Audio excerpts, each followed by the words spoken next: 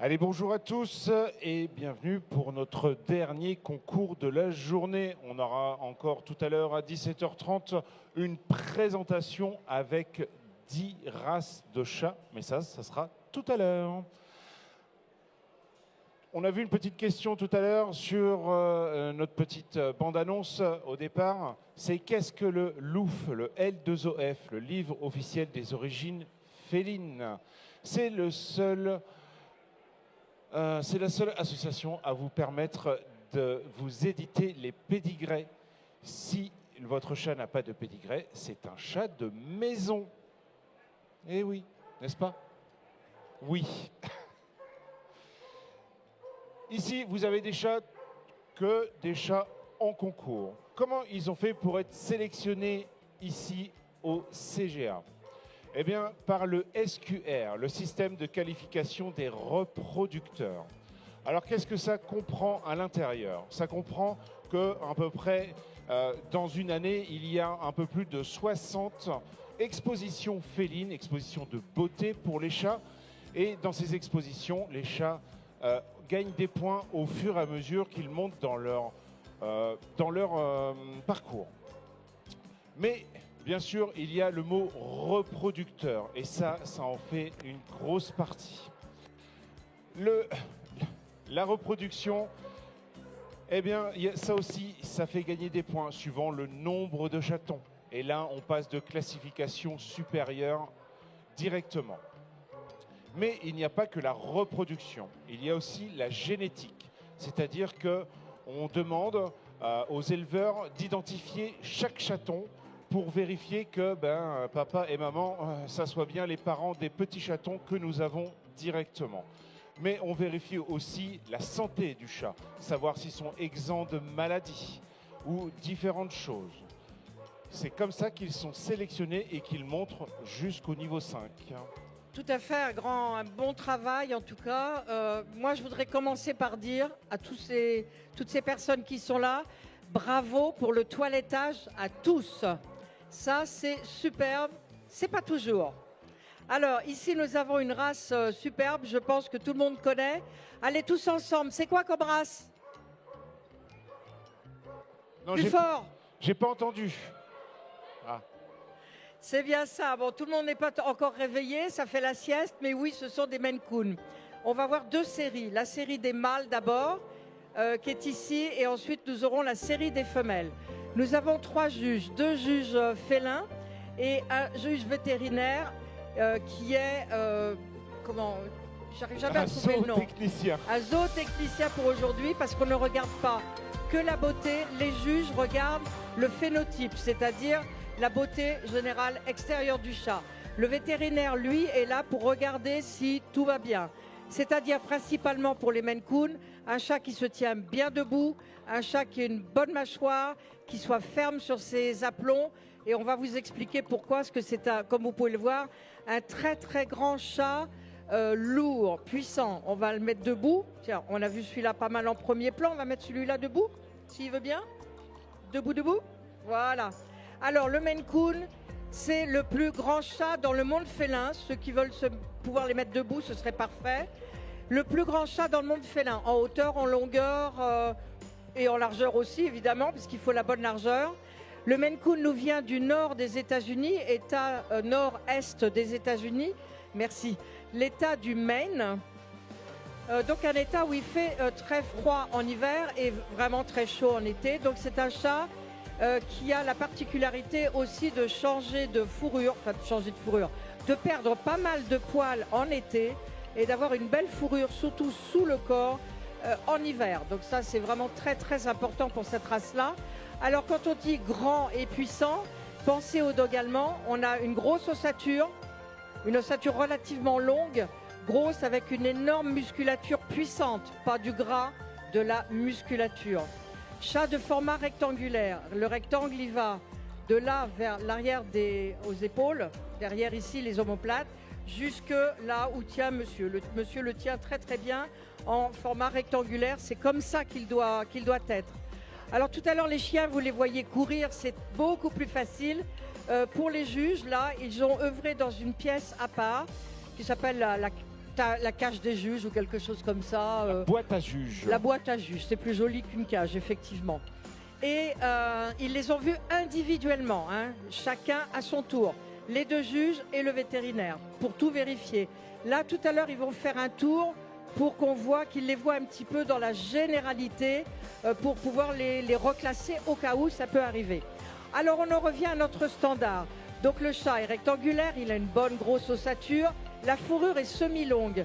Alors, elle sera plus courte sur le dos, parce que comme c'est un chat qui doit vivre, qui est capable de vivre dehors, il ne faut pas qu'il s'en mêle trop la fourrure. Donc, en fait, le dessus, du moins les brindilles et tout ça ne s'accrochent pas dedans. Par contre, la fourrure est plus longue en dessous, elle est plus douce, elle est un petit peu plus épaisse en dessous pour protéger les parties fragiles du chat. Ça veut dire la gorge, les parties respiratoires, les parties digestives, les culottes, c'est-à-dire le poil qui est à l'arrière des cuisses, et la queue aussi très fournie pour protéger les parties sexuelles.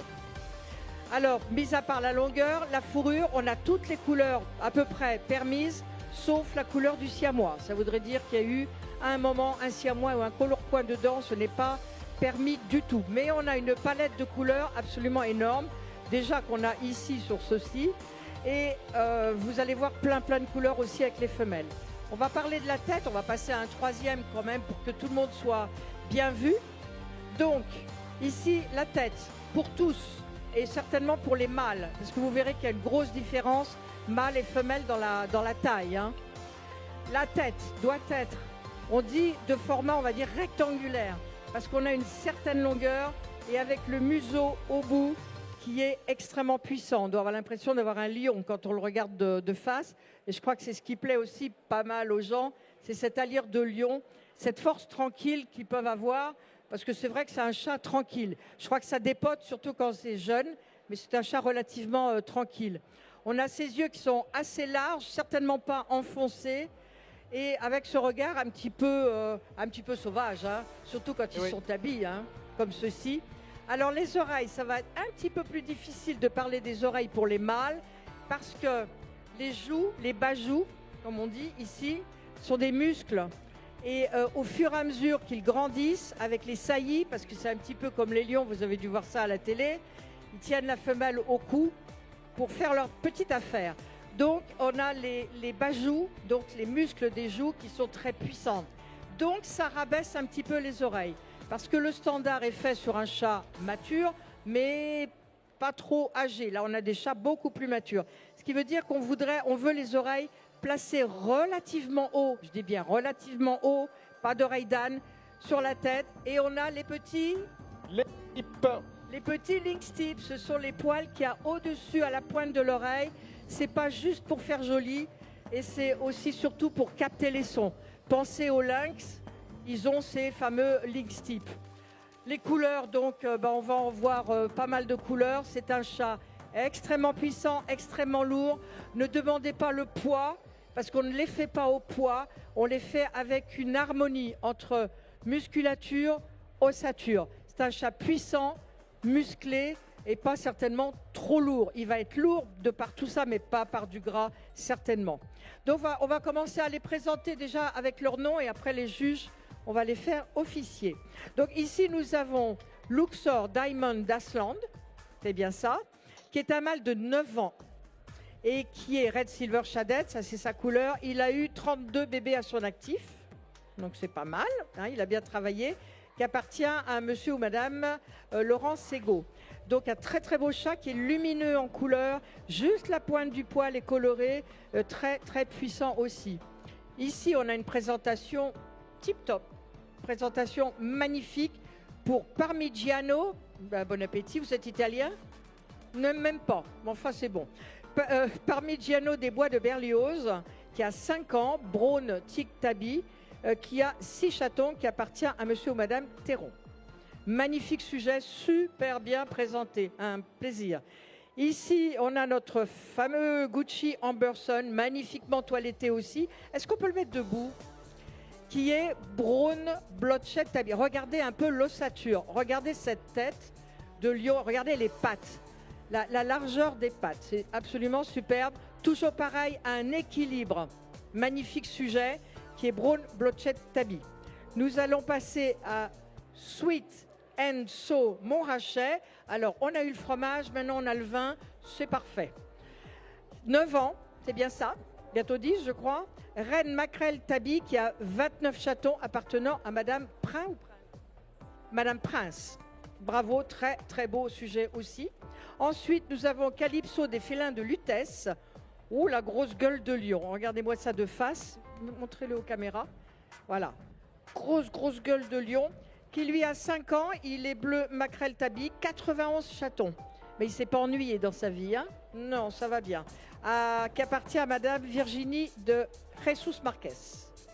Bravo, très beau chat. Vous avez vu cette jolie tête de lion qu'il a?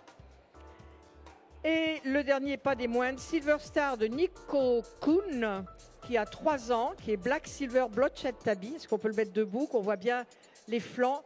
Regardez, la taille, l'ossature, la musculature et ce museau carré. Très beau sujet, n'est-ce pas? Alors, on va faire parler nos juges et on va commencer par le vétérinaire, qui va dire ce qu'il pense de la race au niveau santé.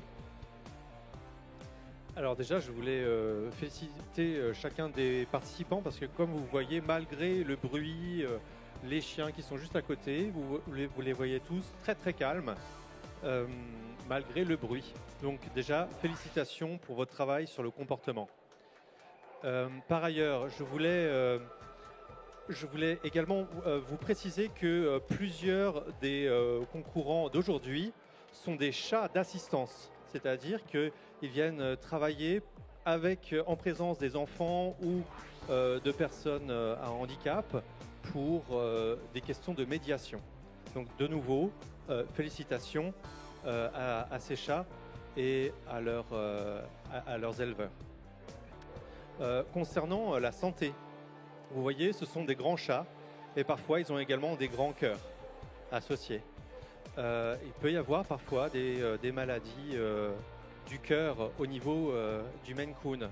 Sachez qu'il existe un test génétique qui permet de diminuer le risque d'apparition de maladies cardiaques et chacun de ces chats ont été testés génétiquement pour éliminer cette maladie du cœur. Alors maintenant on va passer au jugement. Dans 2 petites minutes. Alors, attention, il n'y a pas que le Maine Coon qui ait des tests nécessaires. Il y a aussi toutes les races. Toutes les races ont des tests à faire. On parlait tout à l'heure de problèmes cardiaques éventuels. Il y en a aussi chez le Sphinx. Et je connais bien le Sphinx. Il y en a aussi chez le Sphinx. On a les mêmes tests. Beaucoup de races. Il faut des tests. Et justement, si vous achetez un chat avec son pédigré, vous êtes sûr au moins d'avoir un chat qui est de la race, qui est de la bonne couleur, qui est garanti et qui est garanti aussi au niveau santé. Maintenant, je vais passer la parole à un des juges pour dire un petit peu ce qu'il pense de la généralité et après, on va décider du meilleur. Alors, nous avons une classe de mâles exceptionnelle, franchement. Outre le standard qui a été décrit déjà par Aline, je voudrais réinsister sur le fait que les toilettages sont parfaits. Franchement, félicitations à tous. Outre le look, ils méritent franchement d'être là aujourd'hui. Ça n'a pas été évident de faire un choix, mais nous y sommes arrivés tous les 3. Voilà, nous avons donc sorti notre meilleur mâle. Je pense aujourd'hui, je ne suis pas juge, c'est très bien, je suis ravie, parce que je pense que vous avez dû avoir beaucoup de mal à les distinguer les uns des autres et surtout à distinguer leur qualité, trouver le défaut qui va faire le petit point en moins des très beaux sujets. Alors faites un petit tour assez rapide de chacun.